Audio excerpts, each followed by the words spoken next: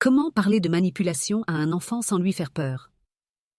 La manipulation peut être expliquée comme une façon dont certaines personnes essaient d'influencer les autres pour obtenir ce qu'elles veulent, sans se soucier de ce qui est juste ou bon pour eux.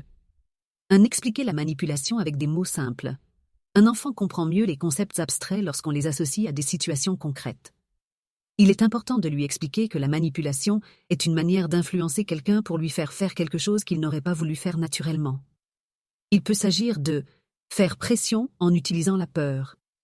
Si tu ne fais pas ça, je ne serai plus ton ami. Faire croire quelque chose de faux pour que l'enfant doute de lui-même. Tu te trompes, ça ne s'est pas passé comme ça. Faire du chantage affectif. Si tu m'aimes vraiment, tu devrais faire ça. Il est essentiel d'insister sur le fait que tout le monde peut être manipulé à un moment donné, et que ce n'est pas de sa faute s'il se sent piégé. 2. Apprendre à reconnaître les signes de manipulation. Un enfant doit être capable d'identifier les comportements manipulateurs sans nécessairement comprendre les intentions profondes derrière eux.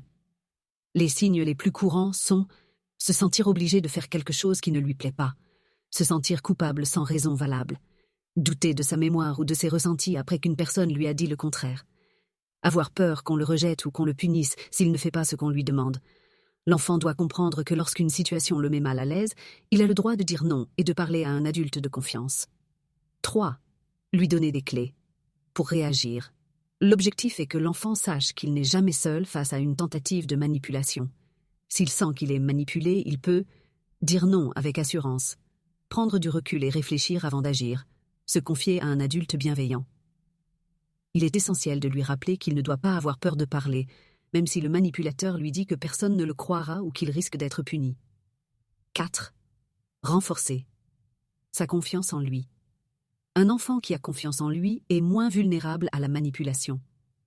Il est donc important de l'encourager à exprimer ses émotions sans peur d'être jugé, faire confiance à son instinct.